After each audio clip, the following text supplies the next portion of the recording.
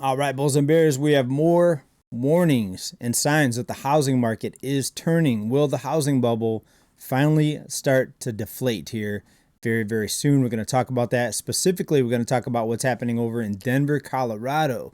We're going to talk about what the Fed said. They came out and said stagflation is going to happen. They are putting that out there on the table.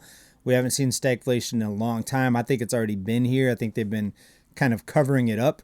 But we'll get into more of that details here in just a little bit. Please make sure you're subscribed. Let's go ahead and get started right here. And we heard from this guy today. This is Powell, Fed chairman, basically saying the obvious. He said there's uncertainty. He said there's problems with inflation still because of the tariffs, and it's going to get worse. Stagflation, as he called them. A lot of obvious things that we all know that are happening.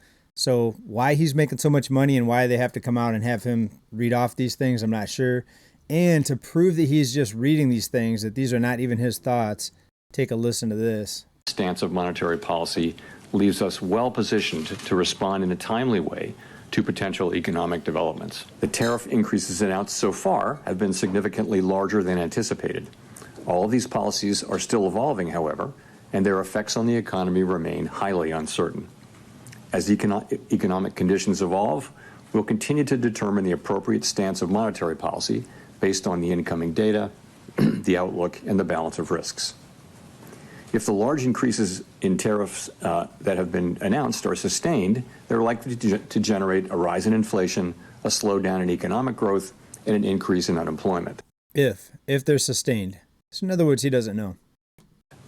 The effects on inflation could be short-lived, reflecting a one-time short-lived? Shift in the price level. Inflation could be short-lived. Inflation could be short-lived. All right, you guys get the point. He's reading off of a script. He doesn't know what's going to happen. He's saying there's uncertainty. Folks, we all know this. There is uncertainty. And there's a lot of volatility because of the tariffs. They're on again, they're off again, they're up, they're down, they're paused. No one can predict exactly what's going to happen. But we have these people out there running things, so to speak, trying to tell us what's going to happen, even though they have no clue. But we know what's going to happen here, and we'll get into that more here in a little bit. But first, take a look at what some people are celebrating as far as monetary policy, inflation, the cost of living, interest rates, all the above here. Take a look at this. Here's someone over at Tiki Taki, and look what they're celebrating, folks. I'm going to mute it because they've got a song playing here, but it's got everything in text up here. She's pointing to positive economic news. Inflation has hit 2.3%, the lowest in 4 years. We all know that. She's celebrating this, okay? It's better than the high inflation, but it's still inflation. It still means prices are going up. If we hit 2%, the feds will cut rates again. That's what she's celebrating. Are you excited? Right? Very interesting, I guess, funny in a way. But does she know that the reason the cost of living is so high, there's many, but one of the main reasons is interest rates were too low for too long. We had too much easy money, including low interest rates. It's not just the low interest rates. If it was just low interest rates, then the higher interest rates that we're seeing now would have fixed it. But it didn't, because there's lots of other problems. The fact that money can just be created at the click of a mouse, that's the biggest problem, but there's lots of other problems as well. All right. So nothing against any individual out there putting out information. Maybe she's just having fun with it to get views, to show off her shirt. Nice shirt, by the way. It's very nice shirt. Maybe she's just showing off her wardrobe or her hairstyle. Who knows? A lot of people do that on social media. So, do you know people like that? I know people like that. Lower interest rates, folks, is going to make things even worse. We need a Fed rate of about 10% right now. And even that wouldn't completely implode the bubbles because we have so many cash buyers out there, mainly the top 10%, still buying things, including homes, with cash, right? On that note, housing. Let's go over to some housing market news here, starting with Denver, Colorado, folks. And some very interesting things are happening with inventory over in Denver and other cities too. We're just going to start with Denver right here. And let me move myself out of the way here. And Denver is seeing a very significant rise in inventory. And if you go back to the lowest point, early 2022, we were at 1,439 listings. Folks, we're up now over 10,000, and we're likely going to surpass the 11,000 and going on to about 15,000 this year in listings. And this chart only goes back to about 9 years. But I think this is going to be about a 20-year high later this year in Denver, Colorado listings. We're already seeing prices come down. The Case-Shiller Home Price Index saw prices come down in many cities, many of the 20 cities prices are coming down. But look at when inventory usually spikes. It usually peaks every year in the fall. So we see 2023, it peaked in October, went back down because people pull their listings off the market for the winter. Last year, 2024, it peaked in October. Folks, this year, we're almost where we were at the peak last year, and this is only as of April. So how much more is the inventory going to be when we get to October? We've got May, June, July, August. We have 6 more months to get to October. Well, May is done. So June, July, August, September, basically 4 more months, because then we don't have to wait. October will be here after September. So really 4 full months of waiting. And how much higher is this going to go? I'm thinking about 15,000. I mean, let me know what you think down below. And this will be the biggest in about 10 years. We'd have to get a longer term chart to see how far back and how high of an inventory this is going to be as far as number of years. But I think this is going to be a year of a turnaround in the housing market, not a crash. There's people out there constantly telling me or telling people in comments that I predicted a crash, folks. I'm one of the only channels that did not predict a crash. And I'm not bragging here because most of you knew also, because you've been watching all the data that we watch here every episode. If you've been on this channel for several years, you never expected a crash, because we know how the easy money policies right now are keeping everything propped up, keeping the bubbles inflated, right? Financial bubbles don't have to deflate. If they keep doing the same thing that inflated the bubbles in the first place, then they don't have to deflate, right? There needs to be a major structural change in the way money is loaned out for this bubble to come down, for this bubble to burst, I should say, for there to be a crash. But I don't think there's going to be that. I think there's going to be shifts because there's just so much debt right now. Rates are going to stay high because of inflation. The Fed's backed into a corner. So there's going to be further weakness in the housing market, and it's not going to be a crash though, right? So I just wanted to put that out there because I still get accused of being the crash guy, saying there's going to be a crash. Folks, there has to be a very big situation change for there to be a crash, what some would even call a black swan. All right, more on housing and inventory. Look what's happening down in Florida, Orlando, Kissimmee, Stanford, Florida area. We're at over an 8-year high, and we knew this was going to happen in Florida. Texas, seeing big spikes in inventory as well. Let's go out to Houston, and we can see from the lowest point, again, in this case, early 2022, from 4,000 listings now to about almost 20,000 listing, folks. That's a 5-fold increase. And we haven't even hit the peak selling season yet, when it's going to spike probably in August, September, and October also in Texas. So will this year be a very big drop in home prices? I'm seeing, based on what I'm seeing, I'm going to say there's going to be about a 5% drop overall. Now, that doesn't mean everywhere. That means on average. So there could be some cities with 7, 8, 9%. There could be some cities with 1, 2%. There could be some cities positive, right? But overall, when you look at the big picture, I think there's going to be about I'd have to say between 4 and 5%. I don't like to make predictions because, as the Chairman Powell said earlier, it depends on what happens with tariffs, with everything else, all these different policy changes, all the forgiveness programs, all the assistance programs, right? No one knows the types of things they're going to do, the types of rabbits they can pull out of a hat to kick the can down the road further to keep the bubbles inflated. Nobody knows. This is a completely manipulated market. It's not based on fundamentals. It hasn't been for decades. It's based on the policymakers. For example, back to 2020, prices should have crashed in 2020, but they kept everything propped up with all these rescue programs. They paused foreclosures. They paused evictions. We all know this. But look, it's still happening today. Look what's happening here. Let me bring up this information for you. And I'll just bring up a local story. San Diego landlords say eviction process is broken as tenants stay without paying rent, folks. Imagine how much lower rents would be if it were easier just to get people out of these homes. They have squatters, they have non-paying renters that just choose to stay there. And look, I don't want to see anybody go homeless, right? But how many people aren't able to get a home because the costs are too high? If you want prices to come down, you need to have more vacancies. You need to be able to get the people out that are not paying, the deadbeats in some cases squatters. In other cases, it's just somebody that fell on hard times, right? Either way, in order for prices to come down, you need to have inventory. You need to have vacancies. And that's true in the rental market and also the housing market. And, there's thousands of cities out there like this where it's very difficult, even if you own the home, you're the landlord, you're the owner, even though they haven't paid rent, it's very difficult to get the people out. There's a whole legal process you have to go through. And a lot of times they'll leave the home in very, very bad condition. I'll just play this clip right here and kind of show you what they're looking at here in this house. They basically had to gut the place.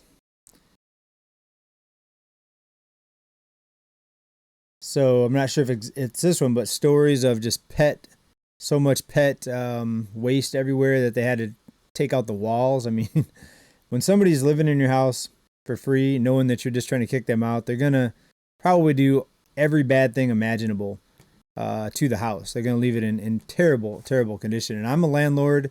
Right now I've got a relative living in one of my properties, so I'm not the typical landlord, but I've owned property. I've rented it out. I know the deal. I've never had a disaster like someone trashed the home. But there's for every landlord, you're probably going to see at least one bad incident or one bad story in their career of renting out homes. All right, but the reason I'm even mentioning this is because there's still things happening right now that aren't allowing prices to correct. They aren't allowing units to come on the market, houses to come on the market, etc. But back to Denver for just a minute here. Let's take a look at what's happening with prices here. We've got a search here for 2-bedroom homes.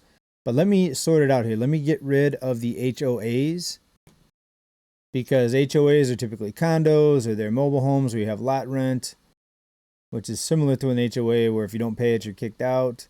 HOA fees, no HOA. Let's go ahead and do a search now. It took these search results from 2,900 down to 1,700. All right, so let's see what we get for 2 bedrooms in Denver. We've got a 3-bedroom, 3-bath, 1,479 square feet for $280,000. So not bad, $280,000. But what's the condition? No pictures. That's a bad sign. Let's at least go to one that has pictures here. $326,000, 3-bedroom, 2-bath. And let's see what we've got here. Denver, Colorado, people. We've got some photos. Okay, looks like it's updated, not bad. Well, maybe not the cabinets. Countertops look all right. Floors look a little bit old. Looks like real wood, maybe not, maybe laminate. Okay, not bad. And this one is 1,582 square feet, $326,000. Okay, not a bad price. So housing is local. Everybody knows, right? Sure can't get that in California. That same home in California would be about, I'd say, $900,000. Well, depending on the neighborhood, but San Diego city limits, even outside, even San Diego County, probably $900,000 for that home here in my neck of the woods here in my county. And look what they're doing in some areas because of the unaffordability problem. We've got a bill just passed out in Texas saying it's going to be easier now to build smaller homes. It advances in the House, so it's not finalized yet, but we've been seeing these communities pop up of tiny homes. The problem with tiny homes is you usually don't own the land. It's similar to like a mobile home situation where you live in a park. They need more places with tiny homes where you can buy the land and not have to pay a lifetime of lot rent, right, to some billionaire landlord, which is typically is. That would be really nice to give people even a small slice of the pie of ownership, even if it's a tiny slab. It's a tiny home. They just need a tiny slab, maybe a half of an acre even. Do have a little garden, have a little backyard. That's what they need to do in every state. And supposedly there's going to be a push now with this new administration to make it easier. Less red tape, less regulations, what they're saying. So far, we've seen a lot of things that they've been saying they were going to do, though, not happen. They're saying that prices were going to come down. Hasn't happened. They were saying the wars are going to end within weeks of the new administration. Hasn't happened. The wars are escalating. And this is kind of disturbing. Let me just jump over this real quick here before we move on. We've got the administration out there is pardoning millionaires, multimillionaires. In this case, very popular reality show stars, Todd and Julie Chrisley, reality stars pardoned, and they were caught evading taxes, also fraud. And so I told you, I told you right here on this channel, this administration is looking out for the billionaires. He's not working out for the middle class. Of course, a lot of people think that that's what's happening. They bought into it. But you can see right here, he's looking out for the billionaires, folks. His people that donate to him, his supporters, I think. We'll see. We'll see if it gets any better. But this is what I'm seeing so far. And, I'm not left or right. I'm just telling you what I see. And, I mean, the news articles are right here. I'm not just making this stuff up, people. And for those of you that are upset, that I'm even saying this, answer me this question. If this was you or me that did the same thing as these reality stars, if you or I did the same thing that they did, you think we would get a pardon? Right? Answer me honestly down below. The answer is, the answer. The answer is no. So why are we being silly here? All right, folks, the banks are going to continue to rake in the profits because they have basically unlimited currency creation capabilities right now. Remember, they create money at the click of a mouse. You and I have to work for it for the most part, unless you want to call borrowing money creating money, which is not. The banks create it, and then we have to pay interest on it, but they create it out of nothing. U.S. banks see huge profits in the first quarter as non-interest income jumps, so they're charging people more fees, balance transfer fees, overdraft fees. We have, folks, $70 billion, $600 million in profits for the banks just in the first quarter. That's who's making the money, folks.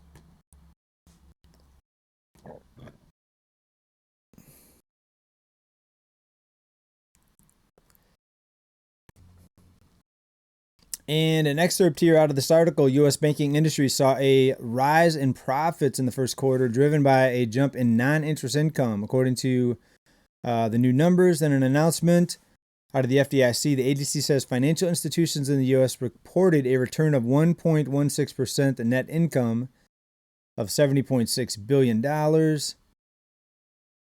with strong capital and liquidity levels to support lending and protect agents. Let me start again here, folks. Should have got more sleep. With strong capital and liquidity levels to support lending and protect against potential losses, the banking industry continued to support the country's needs for financial services while navigating the challenges presented by economic uncertainty, elevated inflation, interest rates, tighter credit, and elevated unrealized losses. JP Morgan, the biggest bank in the U.S., has a $4.35 trillion worth of assets, reported an increase of $355 billion in assets in the first quarter, folks. They can't lose. The banks can't lose with this structure that's set up right now. Remember, it doesn't matter how many losses they are because they can just create the money at the click of a mouse. So this whole thing about losses, as of today, it doesn't matter, folks. Back in 2008, 9, and 10, it did, because these programs weren't in place back then. Now they are in place. The banks are not going to be allowed to fail, and they know that. So that's another reason why prices are so high, because it's very easy for people to borrow money right now, right? So you have to think about that, folks. Huge profits out of the banks. Of course, we all know this. What about bank stocks? Are they paying off for anybody? Let me check it real quick here. Start off here with Bank of America. Well, a rise here recently. I'm sure a lot of insiders anticipated a sharp rise in profits. But going out to a one-year chart here, pretty flat. In fact, you're just treading water if you held this chart, if you held this stock for a year. But let's go out to a 5-year chart. 5-year chart not looking so strong. If you would have bought at the peak, not the all-time peak, but the peak that we saw here in the past 5 years, back in 2021, you're barely breaking even right now, and maybe even a loss if you bought at the very, very top back then. Let's go and take a look at Chase. Similar story on a 1-year chart here, folks. 5-year chart. You're doing pretty good if you bought at one of these low points in the past 5 years. So if you got in near the bottom, you were about 114. You're up to about 263. So there you go, folks. The banks raking in the profits. Market's starting to shift. The housing market. What do you think about those charts with the inventory? Is this year going to be a big turning point for the housing market, or do you not consider a 1 to 5% drop in prices big? It's small. It's tiny compared to the price increases that we've seen over the past decade plus. All right. So housing market update today, folks. Jerome Powell talking his nonsense, reading his script. What do you think about that? Down in comments. He says it's going to be short-lived. Is that true? Everybody keep stacking. Thanks for being here. Really appreciate your support. Please make sure you're subscribed. Hit that notification bell. Keep this channel alive. Thanks, everybody. Keep stacking. Bye for now. Peace.